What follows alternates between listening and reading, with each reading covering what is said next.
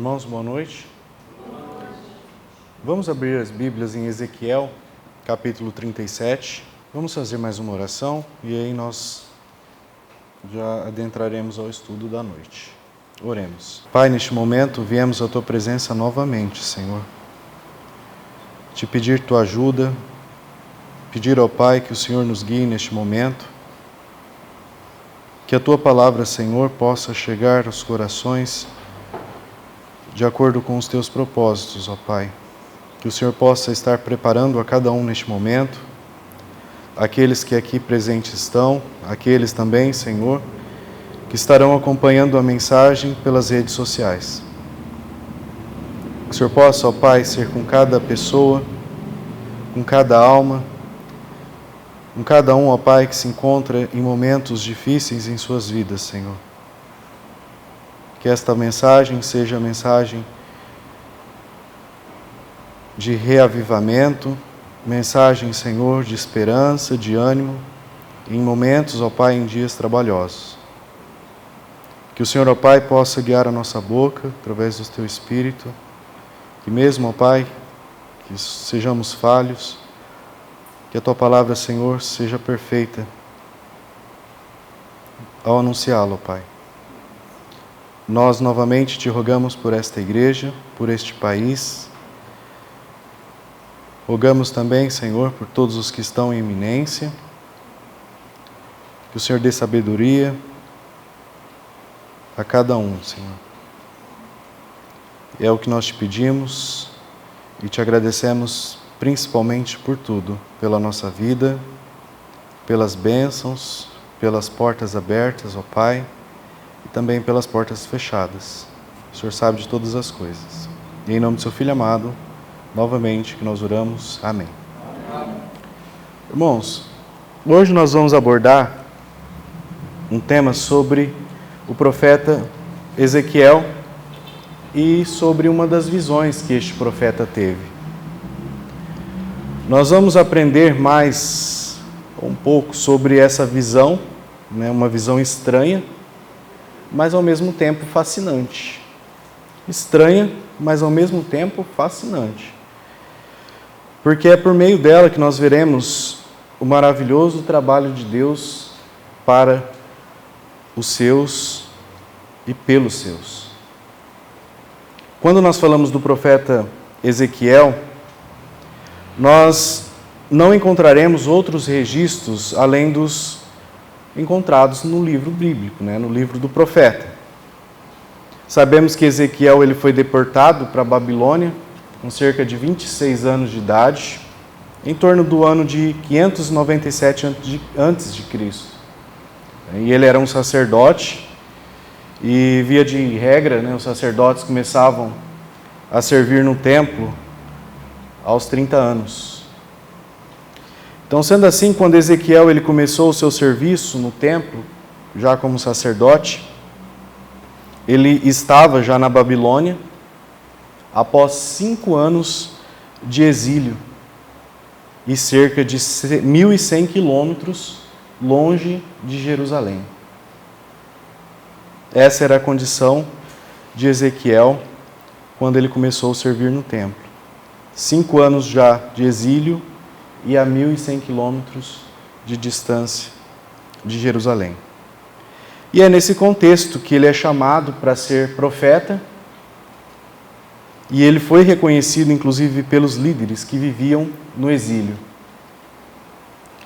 Então Ezequiel, se nós formos estudar mais sobre a vida dele, já no exílio, nós saberemos que ele se estabeleceu numa colônia de judeus cativos. Estavam todos cativos ali na Babilônia, nas proximidades de um rio, esse rio chamado Quebar. Um rio que desaguava no Eufrates, que ficava a sudoeste da Babilônia.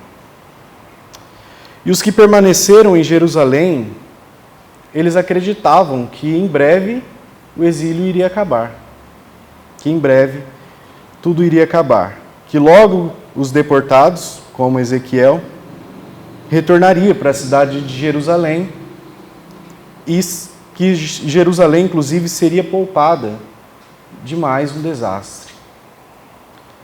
Só que vários profetas, falsos profetas na verdade, começaram a encorajar as pessoas sobre essa falsa crença.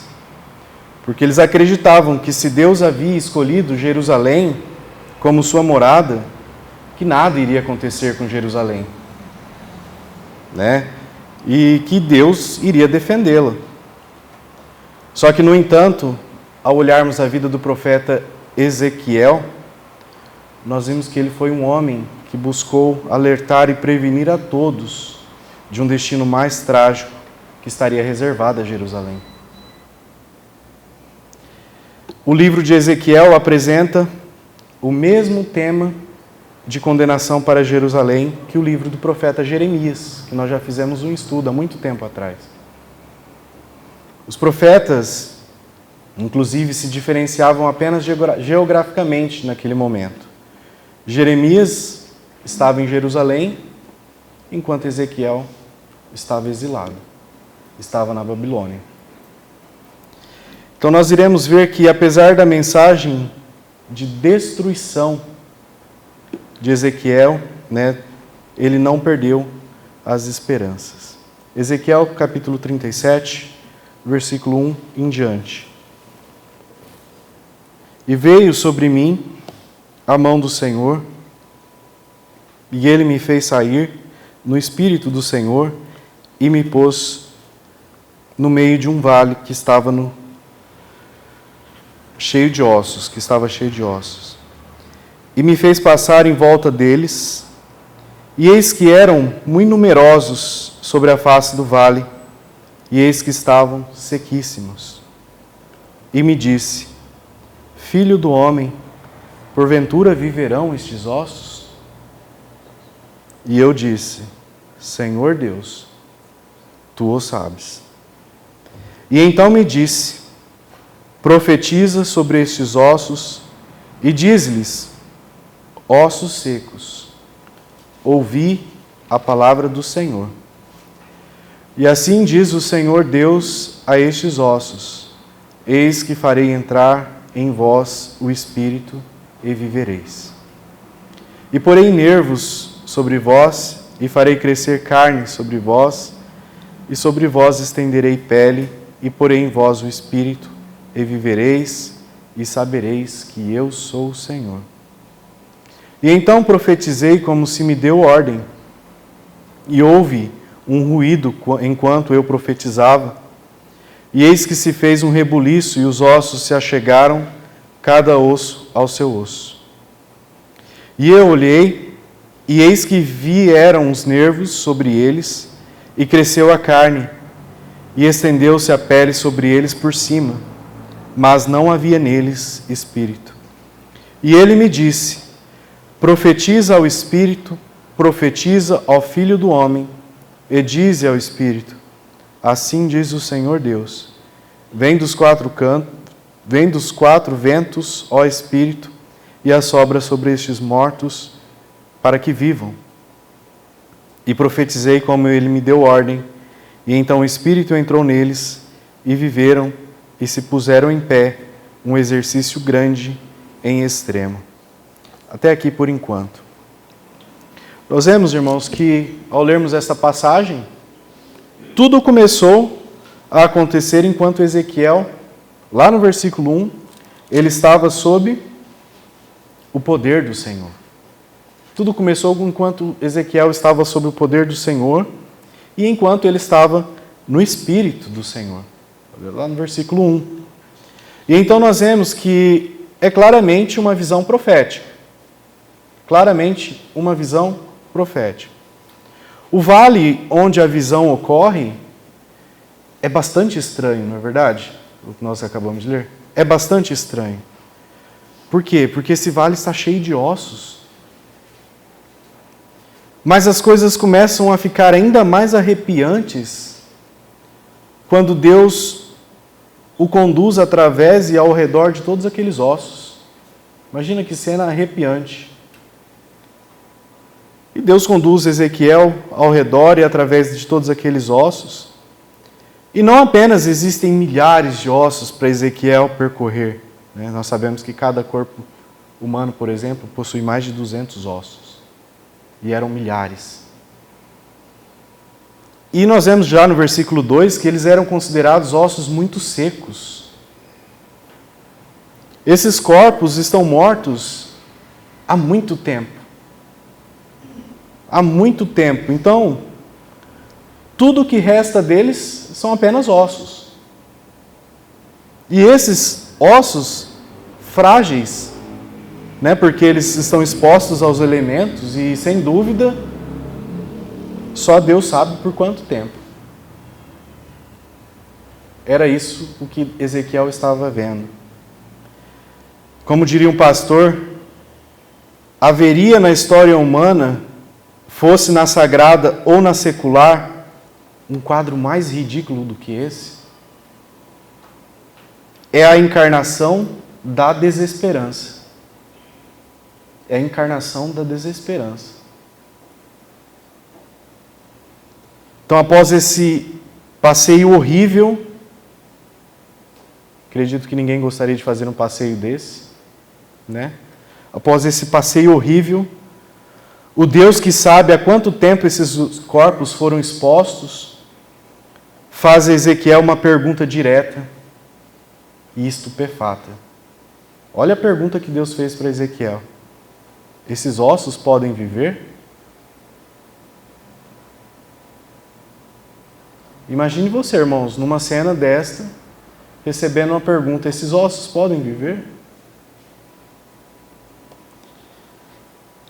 Lá no versículo 3 foi essa pergunta.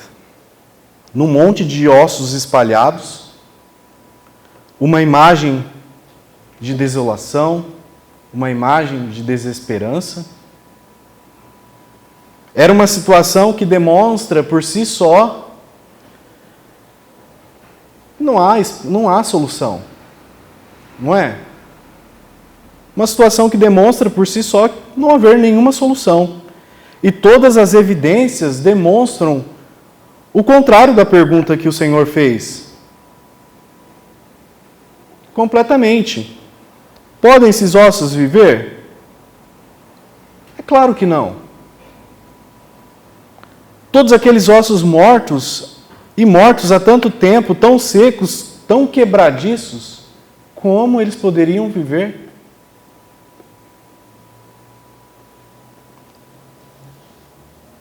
Qual seria a resposta natural nossa? Não, não é?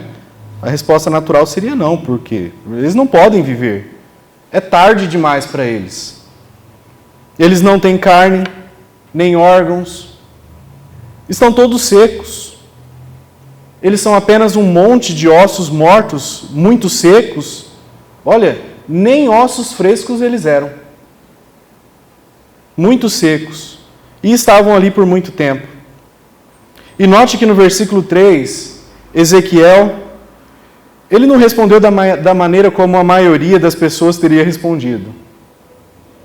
Ele não respondeu da maneira como a maioria de nós teríamos respondido. Ele não deu a resposta natural que nós daríamos, que nós somos inclinados a dar. E esses foram os ossos espalhados por todo este vale. O que nós vemos é que a realização da vida estava completamente longe de ser encontrada ali. Então nós vemos que pergunta que Deus fez para Ezequiel, não é verdade? Que pergunta. Não temos motivo para duvidar do fato de que Deus o colocou ali por um motivo. Isso é fato. Deus o colocou ali por um motivo. Mas imagine como isso foi devastador. Imagine como isso entrou na mente de Ezequiel. Se isso foi algum tipo de teste, nós não sabemos. O que nós sabemos é que não parece importar para Deus, na verdade, porque Deus não respondeu a pergunta a Ezequiel. Deus não deu uma resposta à pergunta a Ezequiel. Mas imediatamente, o que Deus fez? Ordenou para que ele profetizasse sobre os ossos, ordenando-lhes que ouçam a palavra do Senhor, lá no versículo 4. Irmãos, que absurdo, não é verdade? Que absurdo. Pregar para ossos. Pregar para ossos. E foi dada a ordem para que eles ouvissem a palavra do Senhor. Imagine você pregando para um monte de ossos. Se houver esperança para ossos derrotados, mortos e secos para viver, eles deveriam receber uma palavra do Senhor. E foi essa a ordem. Isaías capítulo 55, versículo 11. Assim será a palavra que sair da minha boca. Ela não voltará para mim vazia, mas fará o que me apraz e prosperará naquilo para que a enviei. Nós vemos que Deus, Ele deu uma mensagem que foi projetada especialmente para esses ossos mortos e secos. O homem de Deus recebeu a incumbência de pregar a um monte de ossos secos. E imagine quais devem ter sido os pensamentos de Ezequiel. E enquanto Ezequiel olhava para um vasto mar de ossos, imagino que ele pensou consigo mesmo: por que você quer que eu pregue para um monte de ossos mortos e secos, Senhor? Que diferença isso vai fazer? Que diferença isso vai fazer? Eles são apenas ossos, eles não têm nem sequer ouvidos para ouvir. Eles não têm a capacidade de ouvir ou de prestar atenção, esses ossos não têm cérebro. Se eles pudessem de alguma forma ouvir a mensagem, eles não poderiam responder. Mas observe que Ezequiel, ele não respondeu desta maneira e ele não agiu desta forma. Ezequiel obedeceu ao Senhor e pregou a mensagem que lhe foi ordenado a pregar. E pregou exatamente conforme lhe havia sido dito, sem qualquer alteração. Por isso que ele diz lá no versículo 7, então profetizei como se me deu ordem. Exatamente como foi ordenado. E a mensagem, irmãos, continha uma revelação penetrante. A mensagem atravessou aqueles ossos secos. A mensagem ultrapassou o fato de que eles não tinham ouvido para ouvir. Ultrapassou o fato de que eles não tinham a mente para prestar atenção. De alguma forma, aqueles ossos receberam a palavra do Senhor. E é interessante relembrarmos que antes da salvação, estávamos todos desta forma. Estávamos todos desta forma. Mortos em delitos e em pecados, como dizem Efésios 2:1, e como mortos espiritualmente, nós não podíamos receber as coisas de Deus. Mas Deus estendeu a mão para nós. Amém. Ele estendeu a mão para todos nós. E aqui nós aprendemos uma lição com Ezequiel. Fé. Fé. Acho muito interessante também que um pastor certa vez escreveu sobre esta profecia. E ele escreveu da seguinte forma: observemos que Ezequiel foi levado pelo Espírito. E como qualquer ser humano, ele deve ter estremecido com o apavorante quadro daquele monte de ossos secos. Mas da fé do profeta dependia o destino de milhares, talvez milhões de pessoas. Da fé dele e não de suas orações. Muitos oram, mas poucos têm fé. Que tremor santo deve ter perpassado a alma dele ao ver aquilo. De espectadores apenas o céu e o inferno. E se Ezequiel vivesse em nossos dias, certamente ele iria tirar uma fotografia para a imprensa. Depois, preocupado com estatística, iria contar os ossos. E quando as coisas começassem a se agitar, iria chamar outros para vê-lo operar, para que pudessem colocar ele no ranking dos maiorais dos pregadores. Mas Ezequiel não agiu dessa forma. A palavra de Deus foi pregada. E ela teve uma resposta poderosa. Versículos 7 e 8 de Ezequiel 37. E então profetizei como se me deu ordem, e houve um ruído enquanto eu profetizava. E eis que se fez um rebuliço e os ossos se achegaram, cada osso ao seu osso. E olhei, e eis que vieram nervos sobre eles, e cresceu a carne, e estendeu-se a pele sobre eles por cima, mas não havia neles espírito. Observe, irmãos, de início houve ruídos. Quando a verdade ela é anunciada, ela causa barulho. Quando a verdade é anunciada, ela causa barulho. Às vezes, ela traz avivamento aos corações e mentes e à comunidade. Às vezes, isso traz também oposição à obra do Senhor. E às vezes traz avivamento e oposição ao mesmo tempo. Mas uma coisa é certa: quando a verdade é proclamada, há um abalo. As coisas não ficam do jeito que estão. Há um abalo. Há barulho. Ainda sobre esse pastor, ele continua escrevendo a respeito do que Ezequiel disse. Então profetizei segundo me fora dado, segundo me for ordenado. E é aí que está a questão. Ezequiel se tornou um tolo para Deus. Ossos secos, ouvi a palavra do Senhor. Irmãos, loucura. Loucura. É uma insanidade total.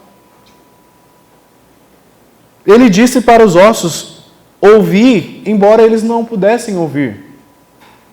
O profeta fez o que lhe for ordenado.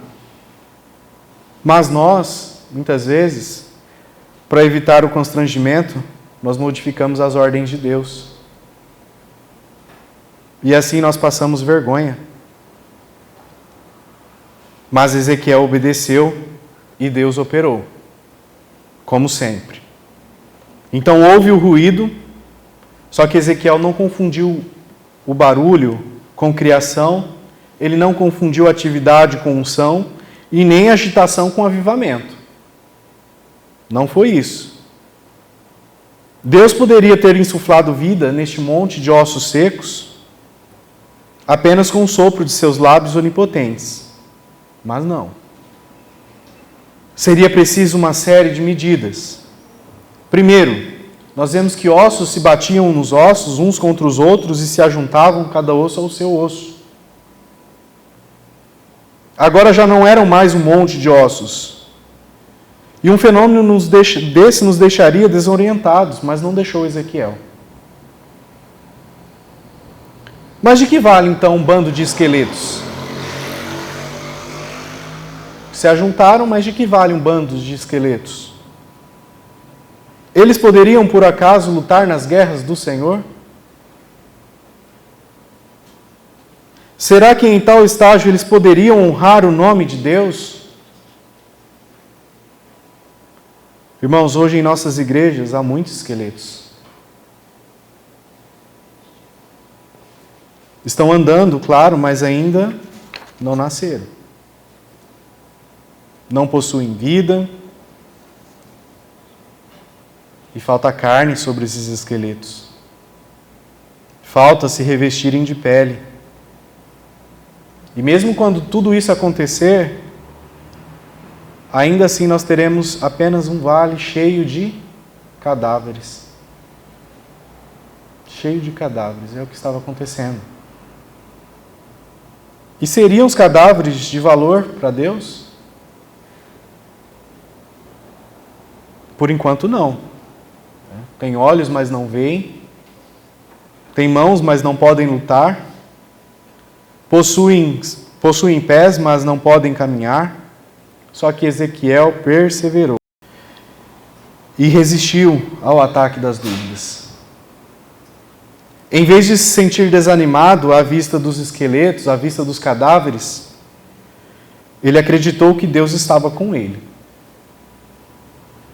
E a sós com Deus ele perseverou. Ele profetizou conforme havia sido ordenado. Perseverança, ele perseverou. E o que aconteceu? O Espírito entrou neles e viveram. E viveram. E hoje, quem é que pode dizer isto? Profetizei como eles me ordenaram e eles viveram. Poderíamos aqui facilmente atrair multidões com vistosos cartazes de propagandas, com músicas de divulgações, pregações pela rádio. Com tudo isso nós conseguiríamos lotar isso aqui. Mas nós estamos sentindo de fato e de coração um peso pelos que estão se perdendo? Será que o fato de que as pessoas estão morrendo sem Cristo a cada momento nos causa pesar? Transforma o nosso cântico em lamento e coloca em nós um espírito angustiado?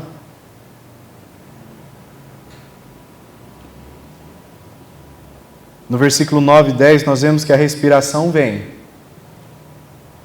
e os corpos ganham vida e se erguem com força e com uma força extremamente grande e impressionante.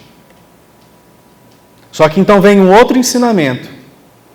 E este é o ensinamento de Deus para o profeta.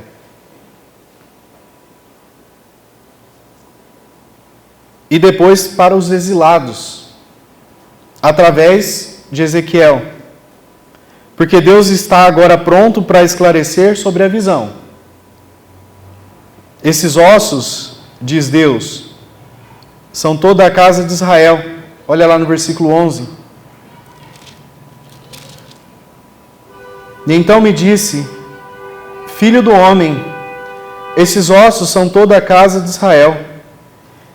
Eis que dizem, os nossos ossos se secaram e pereceu a nossa esperança, nós mesmos estamos cortados. Portanto, profetiza e diz-lhes, assim diz o Senhor Deus, eis que eu abrirei os vossos sepulcros e vos farei subir das vossas sepulturas, ó povo meu, e vos trarei à terra de Israel. E sabereis que eu sou o Senhor, quando eu abrir os vossos sepulcros e vos fizer subir das vossas sepulturas, ó povo meu. E porei em vós o meu espírito, e vivereis. E vos porei na vossa terra, e sabereis que eu, o Senhor, disse isto. E o fiz, diz o Senhor. Então nós vemos que Deus então começa a dar uma resposta. E os próprios exilados, nós vemos depois na leitura, segundo o Senhor, eles vinham dizendo que seus ossos estavam todos secos e Deus, evidentemente, usou as palavras que eles usavam, no sentido figurado da visão dos ossos, e os remeteu e os devolveu uma resposta. Deus sabe que os exilados estavam falando de uma forma figurada, uma vez que eles também são citados dizendo que a sua esperança se foi e que eles estão completamente cortados, no versículo 11 que nós lemos. Mas não mais. Se a parte óssea que os exilados disseram não for verdade, então toda a parte sobre a esperança deles ter desaparecido ou eles serem cortados também não esteja certa. E, no entanto, Deus ele não refuta minimamente os exilados. Em vez disso, o Senhor ele afirma repetidamente que os exilados estão, de fato, em sepulturas. E ele disse isso 4 vezes no versículo 12 e no versículo 13, que eles estavam de fato em sepulturas. Mas sepulturas que Deus abrirá para ressuscitá-los e devolvê-los à sua pátria. Agora, Deus é quem fala figurativamente. Esses não são túmulos reais. Ezequiel fala para pessoas vivas, embora completamente pessoas devastadas. E suas mortes, seus túmulos, suas esperanças frustradas e o sentimento de estarem acabados são o resultado complicado da desobediência humana, misturada com o julgamento divino. Então nós vemos que é de especial atenção que Deus ele reivindique aos exilados neste ensinamento, chamando-os de meu povo por 2 vezes, no versículo 12 e 13. E Deus gosta de repetir neste último ensino. O Senhor promete abrir suas sepulturas 2 vezes. E promete ressuscitá-los dessas mesmas sepulturas mais 2 vezes.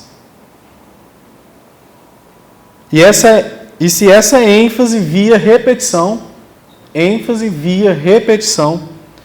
não for suficiente, não for clara, ou parecer de alguma forma incompleta, como o vale sem vida de zumbis reconstituídos na visão, o versículo final esclarece a respiração que foi mencionada tantas vezes nesta passagem. É o sopro de Deus.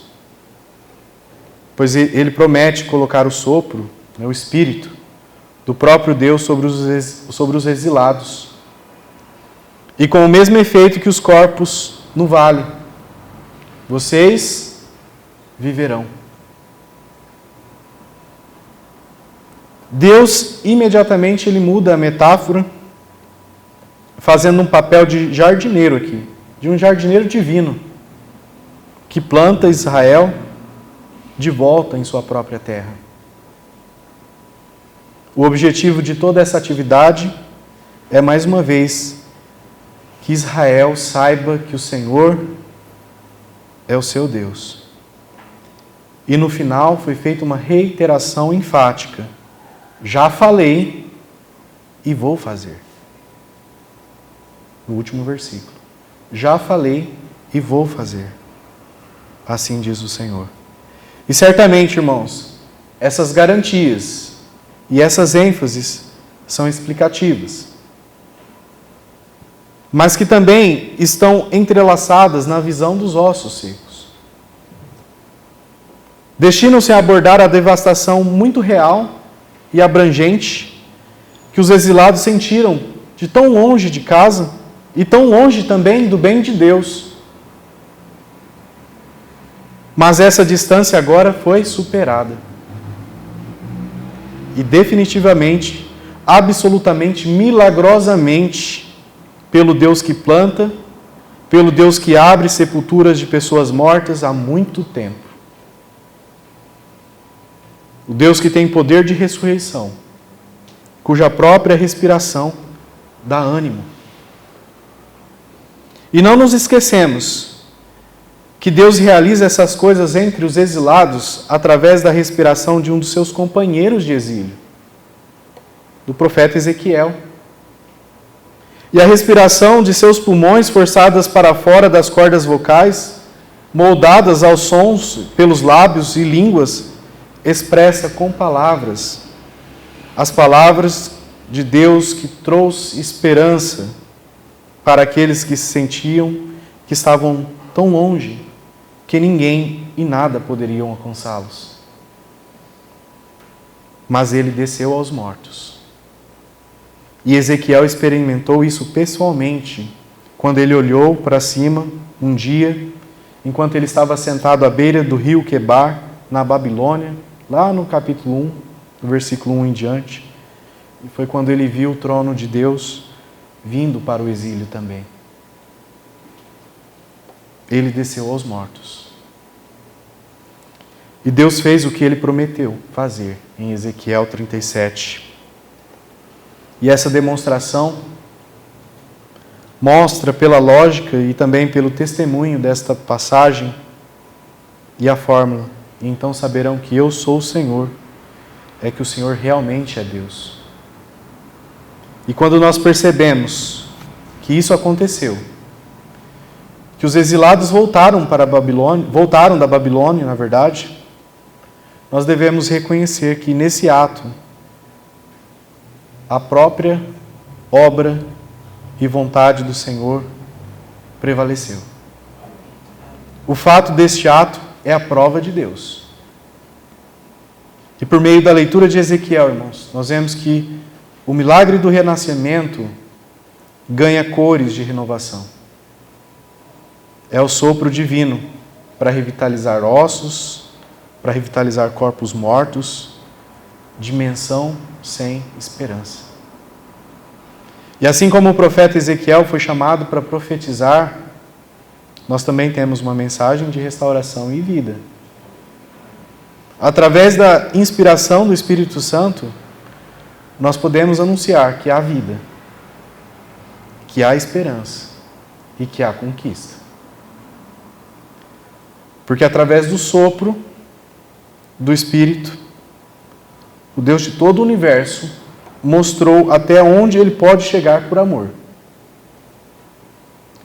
Nós olhamos para o nosso mundo hoje e nós vemos cenas de violência, cenas de injustiça, de corrupção, e Deus nos pergunta: poderão esses ossos viver? Como profeta, nós podemos responder. Como profeta, nós podemos responder: somente Tu sabes, ó Senhor. E Deus confirma que sim, através de uma cruz e um túmulo vazio, a vida é possível onde reina a morte. Amém? Que Deus possa nos abençoar.